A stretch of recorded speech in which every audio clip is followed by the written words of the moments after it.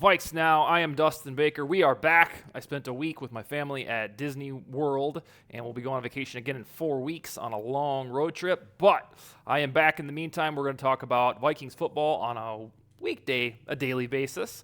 And today we're going over X Factor players for the 2023 season. And if you're new to this space or new to NFL analysis, what the hell is an X Factor? Well, the way that I perceive it, and I think most of the world does, it's kind of a player that if he does well, he's really a seesaw, like a fulcrum that says, all right, well, if this guy plays good, the team's going to be pretty damn good. On the other hand, if he's no good, then you're kind of looking at, well, yeah, he didn't pan out and the team isn't very good accordingly and will suffer. So these are the X Factor players that I have defined for 2023. There's probably more than 5, and of course, the term itself is debatable. But I've ranked these in ascending order, so when I get to number 1, I consider him the biggest X Factor guy on the roster. The first one is Khyiris Tonga, we think starting nose tackle after Dalvin Tomlinson jettisoned to the Cleveland Browns in free agency for 4 years and $57 million. So here's the deal on Dalvin Tomlinson. He was a marvelous defensive tackle, but he just wasn't in the budget for this brand of Vikings at $13 million and change per year, and they let him walk to the Cleveland Browns, where he'll join Zadarius Smith and formulate a damn good defensive line in Cleveland. On the radar to replace Tonga, unless something funky happens in free agency or with Jaquelin Roy, is Tonga, and he was fantastic in a limited capacity in 2023, and he gets the chance to prove that 2022 wasn't an outlier. So because Tomlinson walked and there was no draft pick outside of Jaquelin Roy, I should say early round pick really, or free agent to replace Tomlinson, they're doing the Tonga thing here. And if he replicates his performance from 2022 into 2023, the Vikings will be in good shape. I believe he was the 7th best. Was it 7th or 13th? He was in the top tier of PFF's interior defensive linemen, and so now he gets a chance to say, hey, that wasn't just a good little outlier. I'm going to be the real deal. But the problem is on this X Factor stuff is if Tonga's no good, then what? Sheldon Day should probably be on the practice squad. Jaquelin Roy, I guess, could fill in, but they need a big body guy, emulating Linval Joseph from years of Vikings past, or more recently Tomlinson. So Tonga, I believe, has the ability to really have that X Factor, because if he's good again, then he becomes one of the most best value assets in the entire NFL. He re-signed with the Vikings for 1 year and $940,000, which is a lot less than Dalvin Tomlinson's 4 years and $57 million. So put me down for number 5 at Khyiris Tonga, a dude that you can monitor intently at mandatory minicamp, training camp, and preseason. Although if he's a starter, he probably won't play in the preseason.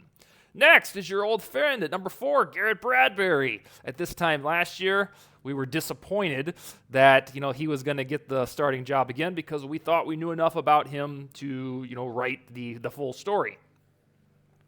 Let's see, who was it?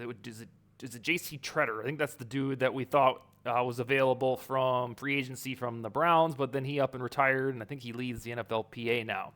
But that was a center last year that never panned out. So we were stuck with Bradbury in 2022, and then bada bing, seemingly out of nowhere, a new coaching staff, offensive-minded, offensively themed, seemed to make Bradbury pretty damn good.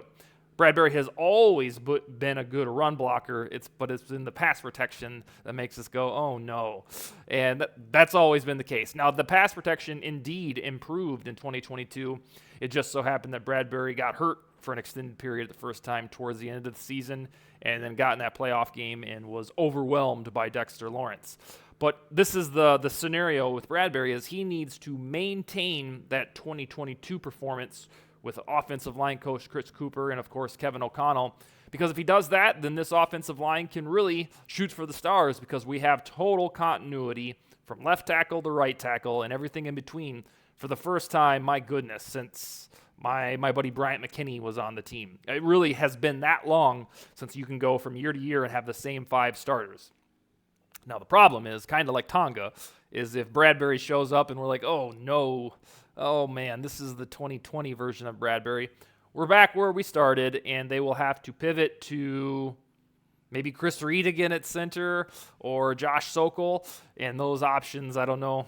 They don't really scintillate, but we shall see on Bradbury. His contract that he re-signed this offseason wasn't gigantic, and there can be an off-ramp if he reverts back to his old ways. But I don't think that'll happen. I think he'll be pretty good, similar to 2022, but he needs to be at least that. Otherwise, we're in a very familiar spot of just bemoaning the interior guts of the Vikings offensive line, which leads me to number 3. The guy next to Bradbury is Ed Ingram. So Ingram, the reason that we're really invested in him is because of his draft stock. He was a second rounder in the 2022 NFL draft. I think he was Kwesi Adofo-Mensah's 3rd pick ever. And second round guards should be good. They shouldn't just be lottery tickets. Otherwise, you can wait until the mid to late rounds to get a guard, and a lot of times those guys are just fine as starters. So when they drafted Ingram in 2022, about an hour or so after Andrew Booth, you're like, oh, they're getting serious about this right guard position. They're getting a guy who's a second rounder. Well, he didn't really look like a second rounder last year. Ingram did improve down the stretch of his rookie campaign, but I think overall it was a 57.9 grade from PFF. And that's better than Dakota Dozier and Drew Samia, but it really wasn't that great. Still, rookies, they take time to get going. Not everybody is Justin Jefferson out of the gate, and Ingram certainly wasn't anywhere near that. But in year 2, with the same offensive line coach, the same head coach, Ingram should have a platform to blossom. And if he does that, along with Bradbury, we know the Vikings offensive line is set, barring injury, because Christian Darrisaw and Brian O'Neill aren't going to regress. It would be very Matt Khalil-ish if Darrisaw regressed, but Khalil started his naughtiness in year 2, so we don't have to worry about any of that, and Ezra Cleveland is pretty decent. So the pendulum there with Bradbury and Ingram is very evident. If both of them can be at least good, sky is the limit. They can be great. Then the offensive line for the Vikings can finally, we can tout it. We can say, oh yeah, we got a good offensive line. Whereas during the Zimmer era, we were hoping for not crummy, not horrible. And then last year, pretty good. It was certainly better than the Zimmer era. They still allowed Cousins to get knocked on his ass way too much.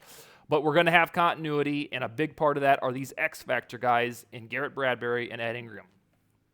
Number 2 on the list is Brian Asamoah. So here's what we've done with Asamoah. God bless him. We saw about this much of sample size from him on defense, 100-something snaps. He made plays. He flew around the field. He even had that one play negated. Was it against the Giants or the Colts, where he should have been credited the forced fumble, but I think it was against the Colts. And the refs weren't in the mood. They were blowing calls dead way too early. Like, what are we doing? But on the whole, Asamoah looked wonderful for a third-round linebacker when they started to integrate him in the defense. Well, now, because they said goodbye to Eric Kendricks and didn't draft any linebackers whatsoever, Brian Asamoah has to start unless the forecast is Jordan Hicks and Ivan Pace, who is an undrafted off-ball linebacker. So we have spent a lot of goodwill and enthusiasm just assuming that Brian Asamoah is going to be good. Well, as an X factor, he needs to be that. He needs to be at least starting caliber. He can't show up this summer and just be we should have known that he didn't have very much playing time last year and therefore he isn't that great. That can't happen. He is a certifiable X factor because Jordan Hicks next to him is a decent football player. He's not Eric Kendricks in his prime. And in my opinion, Hicks is just kind of a tackler and a placeholder. That's why I wasn't going to be surprised at all if they drafted Trenton Simpson or Jack Campbell or Drew Sanders in the draft. Alas, they did not, and they have Brian Asamoah and Jordan Hicks at linebacker. So if Asamoah isn't very good, then we got a large problem because Troy Reeder, he's a bench guy, and there's just really not much linebacker depth available after Asamoah. So the eggs are in his basket to be good. All right, and the number 1 is probably my most fascinating player of this summer and into September, October is Andrew Booth. The guy has to be good. Just like my little speech about linebackers, the Vikings said goodbye to Patrick Peterson, Duke Shelley, Cameron Dantzler, Chris Boyd, and Chandon Sullivan. 5 cornerbacks. They said, we don't need you. We ranked 31st in yards allowed. We're slicing and dicing this secondary to the depths of hell and getting new guys. Well, they really only got one new guy, and that was Byron Murphy, the cornerback. And then they drafted Mekhi Blackman in round 3. And then, Jawan Williams, former second rounder from the Patriots. Who knows if he'll make the roster. And John Reed from the Falcons, I think he was employed. The Vikings have set up this offseason under the pretense that either Andrew Booth or Caleb Evans is going to be good. And I guess we don't care which one. Hopefully it's both. Booth was a second-round pick in 2022, so he has to be good. There is no scenario, unless they sign Marcus Peters in the next couple weeks. The Vikings are expressly telling us that this Booth guy is going to be good or Caleb Evans isn't going to get concussions anymore, because otherwise they would have drafted higher a cornerback. Deonte Banks was staring him in the face in the first round, or signed an extra free agent, or simply brought back Duke Shelley for $1.3 million. Andrew Booth, to me, is the most fascinating player on the entire team heading into this summer and this September. Plus, I think he's the biggest X factor, because when he was on the field last year, preseason, regular season, he wasn't any good. And then he got hurt, 2 or 3 different injuries, and it was like, oh, well, we'll just chalk this year up to a bad rookie season due to injury. Well, he's got to fix both of those things. He's got to stay healthy, and then he's actually got to play well on the field, which he did not in limited sample size last year.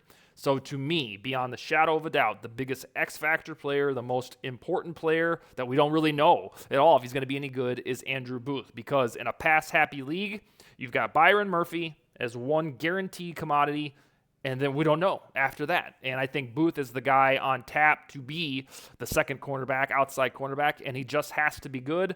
Otherwise, you're going to lament the Duke Shelley non-retention, and you're going to wonder if Caleb Evans can stay healthy, or rely on rookie Mekhi Blackman to do the thing.